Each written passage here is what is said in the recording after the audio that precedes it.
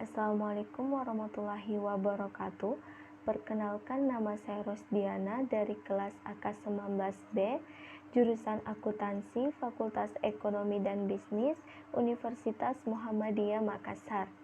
Pertama-tama saya mengucapkan terima kasih banyak kepada Ibu Nurul Fuada SST MSI selaku dosen pengampu mata kuliah akuntansi keuangan lanjutan 1 yang telah memberikan tugas kepada saya untuk membahas soal terkait konsolidasi pada anak perusahaan yang dimiliki kurang dari kepemilikan penuh.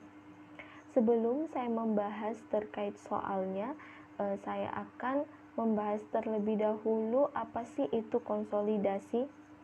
Nah, konsolidasi merupakan penggabungan dua perusahaan menjadi satu.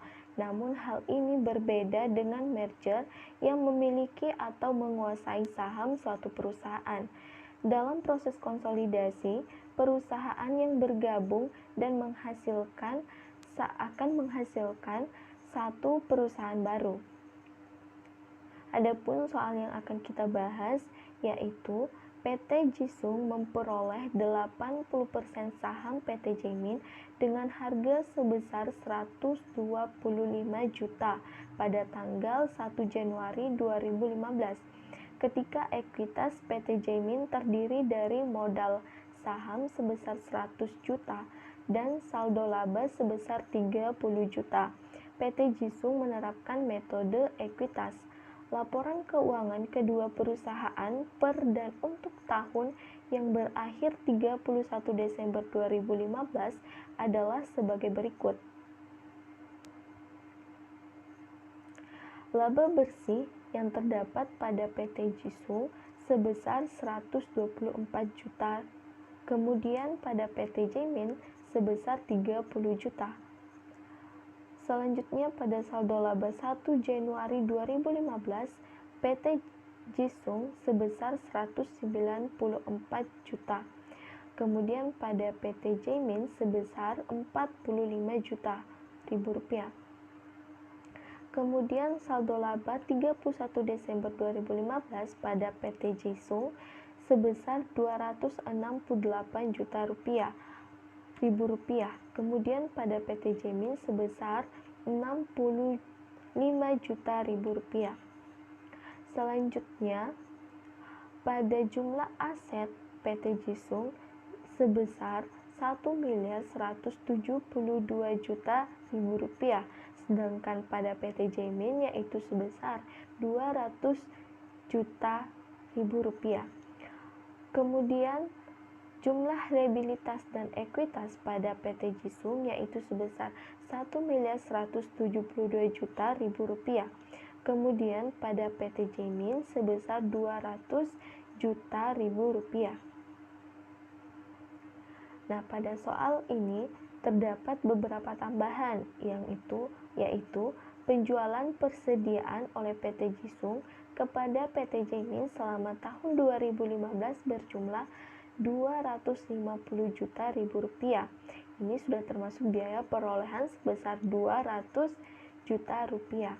Kemudian pada sampai dengan 31 Desember 2015, 40% dari persediaan tersebut masih ada dalam persediaan PT Jaemin, yaitu seharga 100 juta rupiah. Ini belum dijual kepada pihak di luar afiliasi.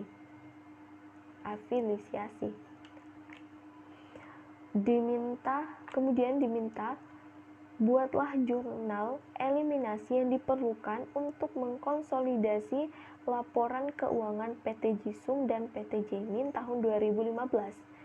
Selanjutnya, susunlah laporan keuangan konsolidasi PT Jisung dan PT Jaemin untuk tahun 2015. Nah, jawaban dari soal tersebut yaitu investasi saham pada PT Jaemin sebesar 125 juta rupiah dan ekuitas yang diperoleh sama dengan 80% dikali 130 juta rupiah, di mana mendapatkan 130 juta rupiah itu didapatkan dari soal yang mengatakan PT Jaimin terdiri dari modal saham 100 juta rupiah dan saldo laba 30 juta rupiah. 100 juta rupiah ditambah dengan 30 juta rupiah menghasilkan total 104 juta rupiah. Investasi saham Jaimin dan juga ekuitas yang diperoleh dikurangkan sehingga menghasilkan goodwill sebesar 21 juta rupiah. Kemudian jurnal eliminasi. Jurnal eliminasi pertama yaitu eliminasi penjualan antar perusahaan. Penjualan PT Jisung sebesar 250 juta di debit, kemudian beban pokok penjualan PT Jaimin sebesar 230 juta rupiah di kredit, kemudian persediaan PT Jaimin sebesar 20 juta di kredit.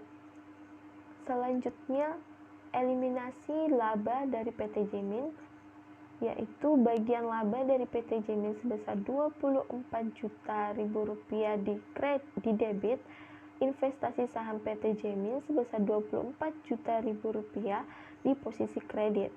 Selanjutnya, eliminasi dividen dari PT Jaimin. Investasi saham PT Jaimin sebesar 8 juta di posisi debit, kemudian dividen PT Jaimin sebesar 8 juta di posisi kredit. Selanjutnya, alokasi laba dari PT Jaimin untuk kepentingan non-pengendali.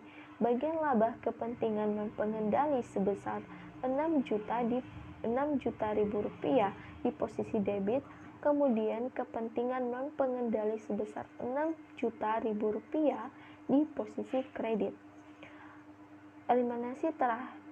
Eliminasi selanjutnya yaitu alokasi dividen dari PT Jaimin untuk kepentingan non-pengendali.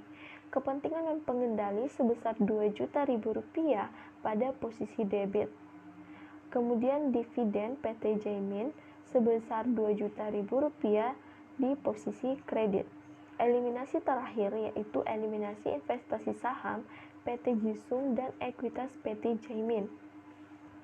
Modal saham PT Jaimin sebesar 100 juta rupiah di posisi debit, saldo laba PT Jaimin pada 1 Januari 2015 di posisi debit sebesar 45 juta rupiah.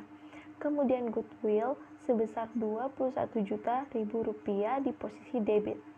Selanjutnya, investasi saham PT Jaimin sebesar 130 juta rupiah di posisi kredit dan kepentingan non-pengendali sebesar 29 juta rupiah di posisi kredit.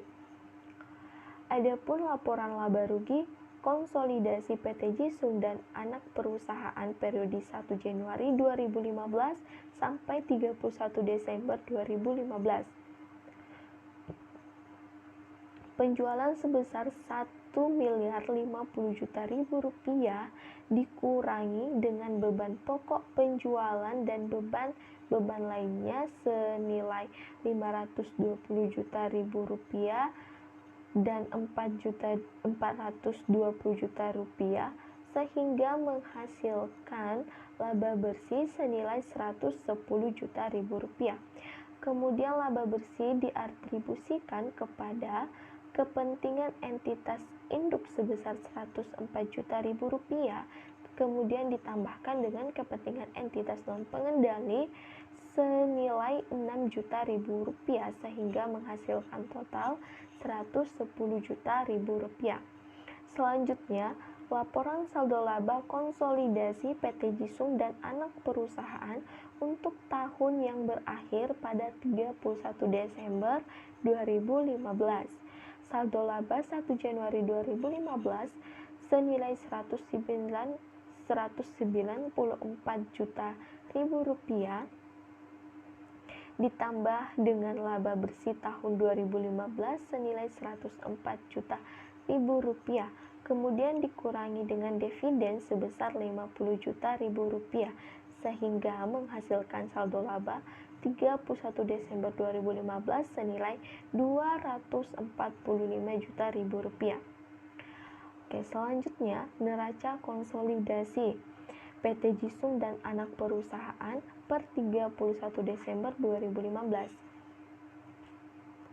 Di sini aset, kas, persediaan aset lainnya dan juga goodwill dijumlahkan, yaitu 35 juta rupiah ditambah dengan 115 juta rupiah ditambah dengan 1.049 juta rupiah ditambah lagi dengan 21 juta rupiah sehingga menghasilkan total aset sebesar 1.220 juta rupiah.